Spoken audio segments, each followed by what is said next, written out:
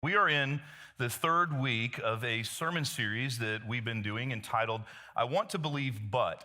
And the reason why we're doing this series is because on a fairly regular basis, I bump into people who are considering faith, who are wrestling with faith, or thinking about believing in God, but there's this obstacle that stands between them and their ability to do that. And oftentimes, the thing that stands in their way is really a misunderstanding or a bad representation of who God is.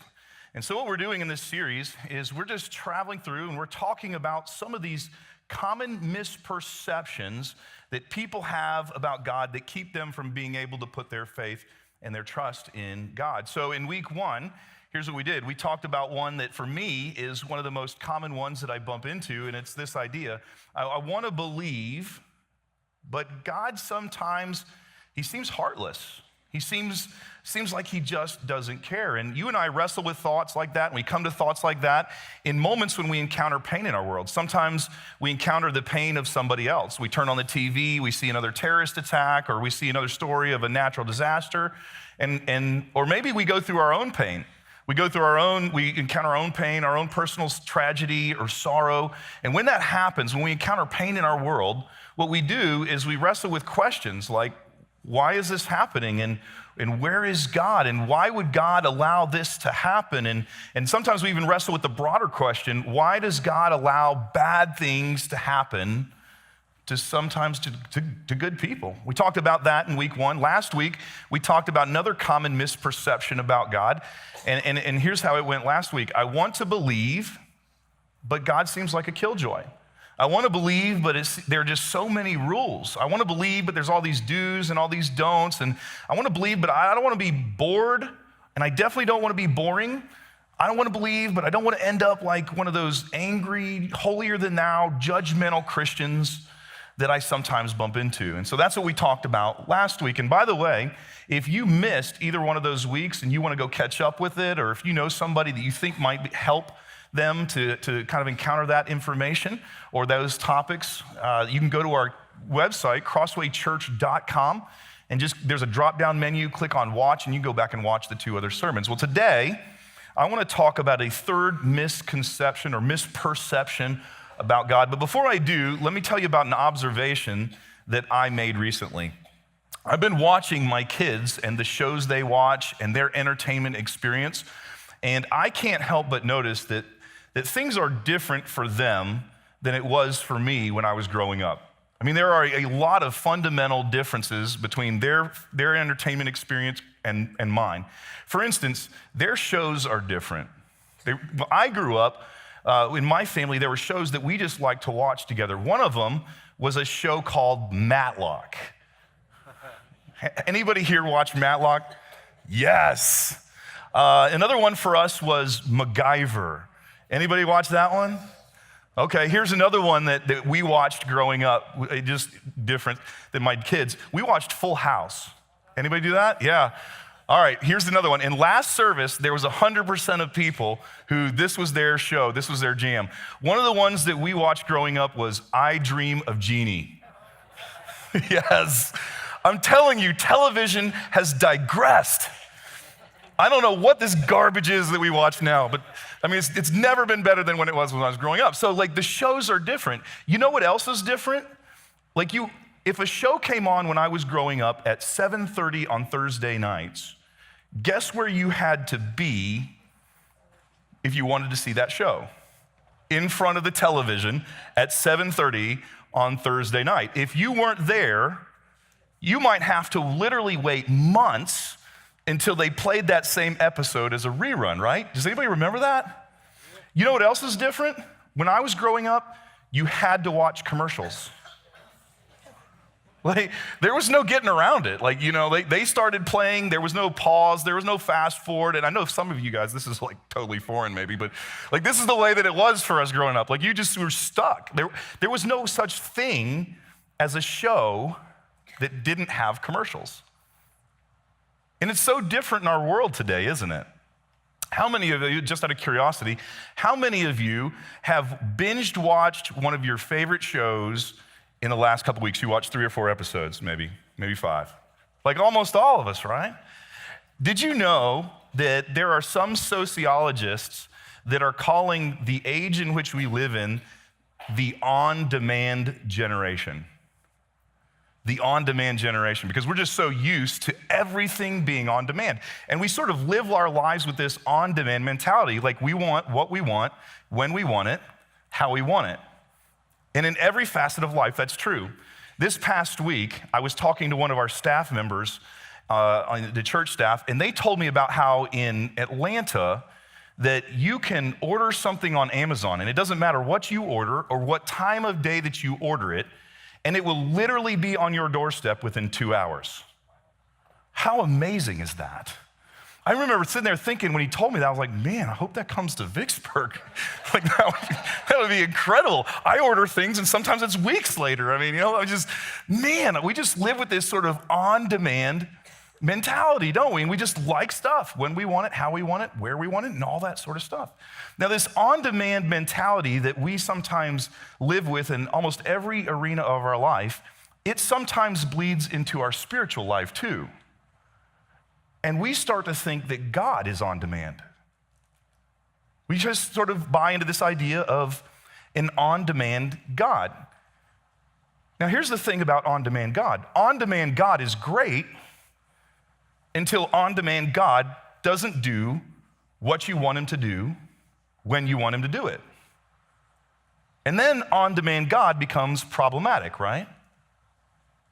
Some of you encountered on-demand God, or this mentality you have about on-demand God in this way. Maybe you found yourself in the middle of a health crisis. Something was wrong. And you went and saw a doctor and they gave you a diagnosis. And you did the best you could to manage it, but it made your life difficult and hard. And you asked God, God help, God do something, God fix this. But you're still fighting it. And there's a part of you in the back of your mind, you're wondering, well God, where are you? Like why haven't you done something? For others of you, maybe you found yourself in the middle of a battle with depression. It was not a fight you ever thought that you would have to fight. And it seems like maybe it came out of nowhere. And all of a sudden, you're in this fight that you barely understand and that most other people don't understand, and you're trying to figure it out, and you're talking to people, and you're reading books, and you're sorting through things. But it doesn't matter what you do, you don't seem to get traction. Maybe there's one day that's good, but the next two aren't. And in the middle of it, you're begging God, God, help me. God, do something. God, fix this. God, take this away from me. But instead of taking it away, you're still battling. And maybe you have been for a long time. For some of you, maybe it happened in the arena of marriage when you encountered this mentality of on-demand God. You got married to what you thought was your soulmate. And you had these euphoric ideas about the way that everything was going to turn out. You married them, things went well, until they didn't. And then you did everything you could to try to save your marriage. You sought advice and counsel, and you saw counselors, and you made compromises. And you begged God, God, save my marriage. When I said I do, God, I meant it to be till death do us part, but this doesn't look like it's going to turn out to be until death do us part. But one day you found yourself signing the divorce papers anyway. And you're wondering, well, where was God? Or maybe some of us encountered this idea a different way. You got married, and your big dream your entire life was to have a family. And you just knew that as soon as you found the one that was right for you, that would be the first step towards the next step of having a family. But 5 years pass, and you're still not pregnant. And you start seeing doctors, and you go through procedures, and you do infertility treatments. But 10 years goes by or more, and there's still no child. And you're starting to wrap your mind around the death of your dream. And you're wondering, well, God, where are you? You see, on-demand God is great until on-demand God doesn't do what we want him to do. And then when on-demand God doesn't do what we want him to do, when God doesn't do what we want, when we want, how we want, we start to think thoughts like, well, maybe God isn't real, or maybe God isn't good, or maybe God isn't powerful, or maybe God just doesn't care. So this morning, I want to spend just a few moments talking about this idea of on-demand God. Because I think there's something important that you need to know about on-demand God. And for some of you, this is going to be the very first time that you've ever heard anybody say this to you. And maybe for others of you, this is going to be a very, very difficult pill to swallow. But here's what you need to know and understand about on-demand God. On-demand God does not exist. He doesn't. On-demand God does not exist. It's so important that you and I understand where we fit in the grand narrative of what God's doing. It's so important that you and I understand where we fit in the big picture of what God's up to. Because unless we understand that, here's what's going to happen. We are constantly going to be frustrated and discouraged with God. So here's where we fit in the grand narrative. God doesn't exist to serve us. Instead, we exist to serve him. Let me say that again because you might have missed it. God does not exist to serve us. We exist, my friends. We exist to serve him. When you look through the Bible, every single part of it, from the beginning to the end, it's about God. He is the main character through the entire book. He's the main character in Genesis. He's the main character in Exodus. He's the main character in Leviticus, in Numbers, in Deuteronomy, in Joshua, in Judges, in Ruth, in 1st and 2nd Samuel, in 1st and 2nd Kings, in 1st and 2nd Chronicles, in Ezra, Nehemiah, Esther, Job, Psalms, Proverbs, Ecclesiastes, Song of Solomon, Isaiah, Jeremiah, Lamentations, Ezekiel, Daniel, Hosea, Joel, Amos, Obadiah, Jonah, Micah, Nahum, Habakkuk, Zephaniah, Haggai, Zechariah, Malachi, in Matthew, Mark, Luke, John, Acts, Romans, 1st and 2nd Corinthians, Galatians, Ephesians, Philippians, Colossians, and all the way through to the end of Revelation, God is the main character on every single page, in every single chapter, in every single verse. And not us. It's all about him. It is. He's the main character. And because he's the main character, what it means is that God is not our cosmic sugar daddy. He's not. He's not the guy that we befriend, that we have a relationship with, that's there to kind of dole out blessings and keep our lives nice and keep our lives comfortable. Not only is he not our cosmic sugar daddy, he is not a cosmic dispensing machine. We don't interact with him by coming and pushing all the right buttons, by going to church and giving tithe and being nice and saying nice things and helping old people across the street, praying our prayer, pushing the button, and getting what we want. That's not how our relationship with him works. He's not our lucky rabbit's foot either. He's really not.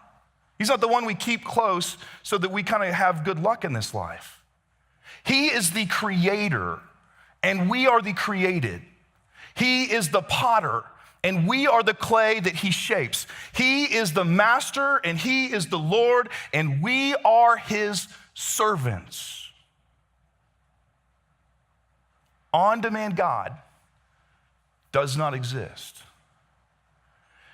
And if you buy into that idea, you will constantly be frustrated and discouraged and disenfranchised with God. And you need to know that. He doesn't exist to serve us. We exist to serve him.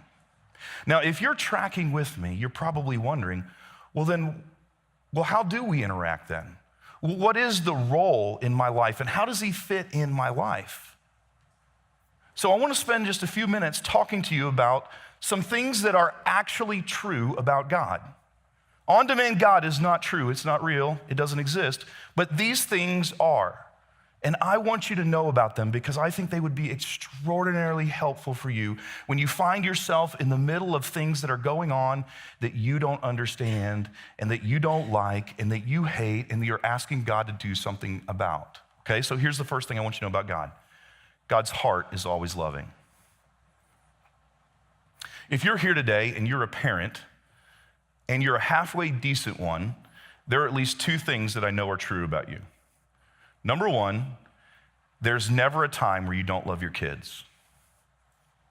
There's never a time where you don't love your kids. Now, you may have had it up to here with them. You may need a break from them. They may drive you crazy. You may need to stop adulting with them for a little while, right? But there's never a time in your life where you don't love your kids.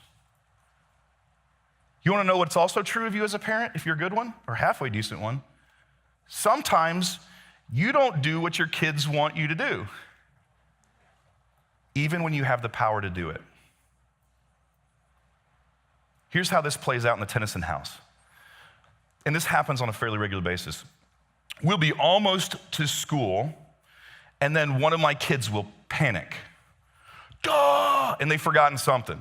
Maybe they left their book bag or their instrument for band, or maybe they forgot their homework, or maybe there was some sort of permission slip that we needed to sign, and if we didn't sign, they can't go on that trip that they want to go to, and they'll fall apart, panic. And you know what I do the first time? I rescue them. Hey, don't worry, it'll be okay, we'll figure this out, and I move heaven and earth to try to help them. The second time it happens, they get a fairly lengthy lecture about responsibility and needing to own their decisions and their forgetfulness and putting a plan together about making sure this doesn't happen. And that's the part where I get a lot of this. A lot of eye rolls, And you know what I do the third time when it happens? Sorry, kiddo. Have fun at school. And then I go to work. And you probably do something like that with your kids too. Because sometimes as parents, we don't do what our kids want to do, even if we have the power to do it. Because sometimes as parents, we realize that it's more important to develop something in them than it is to do something for them. Because we realize in that moment, they don't need us to do something for them. If we really love them, we'll develop something in them. Right? And what we need to understand about God is that He is our loving Heavenly Father. And sometimes because He loves us, He won't do things that we want Him to do, even if we believe that He should do it. And it doesn't mean that He's unloving. He always has our best interest at heart. But sometimes it's more important to develop something in us than do something for us. The Apostle Paul understood this, and in one of his letters, he writes about this thing that he had going on in his life. He calls it a thorn in the flesh. And scholars, they don't really understand what that means. It's this really cool, interesting debate about, well, I think it might have been this, or I think it might have been this, but we don't ultimately know. Well, what we do know is it made his life extraordinarily difficult. It was painful, and he really wanted it gone. And he asked God on 3 different occasions, look, would you take this away from me? And he practically begged God. And God said, no. So later on, with that in mind, Paul, as he learns and navigates that, he sits down one day to write a letter to the Christians in Rome. And he touches on something that he learned about God in the middle of all that. And here's what he says. He says, who or what shall separate us from the love of Christ or the love of God? So he asked the question, who or what can separate us from God's love? And then he proposes some answers. He says, shall trouble or hardship or persecution or famine or nakedness or danger or sword? What he does is he sort of picks things that were common in his world that people had to navigate. But we're not really likely to navigate these things, are we, most of us? Most of us won't go through famine. And most of us are probably not going to find ourselves naked with a sword to our throats. Although, let me just say that if that ever happens to you, I'd love to hear about it. That seems like a really cool story. Like, I'd want to know how that happened, but we're probably not likely to experience those things, right? So why don't we modernize it a little bit? Who shall or what shall separate us from the love of God? Shall divorce? Shall relationship breakdowns? Shall depression? Shall anxiety? Shall financial difficulty? Shall unemployment? Now, Paul, he goes on to answer his own question 2 verses later, and here's what he says. He says, no, and it's actually an emphatic no. Like, Paul wants us to understand the answer to this question about if there's anything that can separate us from the love of God is absolutely no, nothing. Now, he goes on and he says, in all these things. Now, when Paul talks about all these things, what does this mean for us? It means for those of us who are wrestling with depression, for those of us who are wrestling with infertility, for those of us who are dealing with miscarriage, for those of us who are dealing with cancer, for those of us who are dealing with the death of a loved one, for those of us who are dealing with job loss. In all these things, we are more than conquerors. Really, Paul? How are we more than conquerors in the middle of all this stuff? Paul goes on, he says, well, through him who loved us. Now, while the Romans are scratching their heads trying to understand what Paul is saying here, Paul sort of re-ups on what he's trying to say. He goes, look, for I'm convinced, I am beyond a shadow of a doubt convinced that neither death nor life, whether I'm alive or whether I'm dead, neither angels or demons, good guys or bad guys, neither the present or the future, it doesn't matter what circumstance I find myself in right now or any circumstance I might find myself in later, nor any powers, and he continues, he says, neither height nor depth, no matter where I find myself, no matter what the geography looks like, nor anything else in creation. And I think that's kind of a statement that Paul puts in there because he's like, just in case I forgot something else that you might think of, will be able to separate us from the love of God that's in Christ Jesus, our Lord. You see, Paul's convinced that God's heart is always loving. And what you and I need to understand is that God does not prove his love to us by saying yes to our prayers. God proves his love to us when he sent his son. In fact, Paul actually had addressed this already with the Romans in Romans chapter 5. He says, but God demonstrates, or God put on display, or God proved beyond a shadow of doubt his own love for us in this, while we were still sinners, while we were still living in open rebellion to God, while we were still spitting in the face of God by the way that we live our life, while we found ourselves in a place where we weren't even grateful for what he was doing, Christ died for us. If you want proof of God's love, it's right there. There will never be a more loving thing that will ever be done for you, ever, than that right there. God doesn't prove his love by saying yes to our prayers. He proves his love on a Roman cross. And he makes a definitive statement there about how much he cares. His heart is always loving. But there's something else I want you to know and understand about God. I want you to know that his ways are always higher. You know, there are some things that happen in our world that I don't understand. There's some things that happen in our world that I have no explanation for why. About 6 or 7 years ago, I was outside one Saturday mowing my yard, and I got a phone call from a person in our church. And she said, look, here's the thing. There's this very young couple that moved to our city less than 5 days ago. They don't have any family here. They don't even have a church family. She was pregnant with twins, 17 weeks along. And she miscarried about 2 or 3 hours ago. And they've been asking for a Baptist pastor to come just see them. But nobody's been able to go. Will you go? I said, well, I got to take a shower first, but yeah, I'll be happy to go if that's okay. She said, yeah, that'd be fine. I'll tell them you're on your way. So I went in and I showered, and then I got to the hospital probably literally 3 or 4 hours after the miscarriage. And I walked into that hospital room, and I saw a young couple about 25 years old. And that mom was still holding her babies, one in each arm, 3 or 4 hours after they died. And I walked into that room and I looked at it and I thought, God, why? I don't understand that. And to this day, I still don't understand it. I don't know why. I don't have any explanation. There are a lot of things that happen in our world that I just don't understand. I don't understand why, and I don't have an explanation for why sometimes really good people, kind, generous,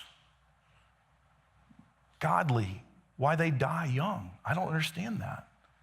When there's truly evil people in our world, I don't understand why that happens.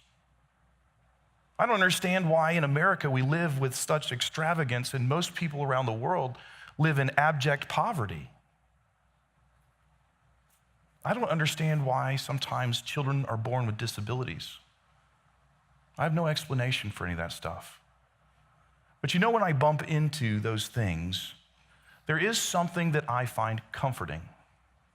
I find extraordinarily comforting that God's ways are higher than my ways.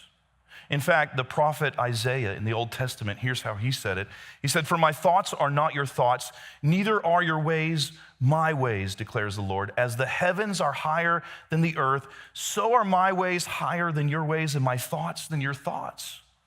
When I bump into those things in this world that I don't understand, that I have no explanation for, that there's that big why question with no answer, I take incredible comfort in the fact that God is wiser than I am. I take incredible comfort in the fact that God stands outside of time and he sees it all from beginning to end and he knows how it's going to work out. I'm so grateful and I find it so comforting that in those moments when I bump into that stuff that I don't understand, that God, according to what he said in Romans, that God's working all things together for good, for those who love God, for those who are the called according to his purpose. I take great comfort in knowing that God doesn't waste pain. I take great comfort in the fact that God's still in control, that he's still good, even when I don't understand. And that his ways are higher. And you know, sometimes God lets us know what he was up to, but it's always in hindsight. The child is born with a disability. We don't understand. But time passes, 5, 10, 15 years. And then we look back and we go, man, that kid has taught me to be extraordinarily grateful for the simple things in life. They've taught me how to love unconditionally. And that kid has taught me how to be much less selfish. You're in a relationship maybe with a guy or a girl that you think's the one. You're excited about the future together, but the thing dissolves and you don't understand why. But years pass, maybe 5 years later, and you meet somebody else, and it's just right, you know? And as you're thinking about that current new thing, you look back on the thing that broke and fell apart, and you go, oh, I see what you were doing there, God.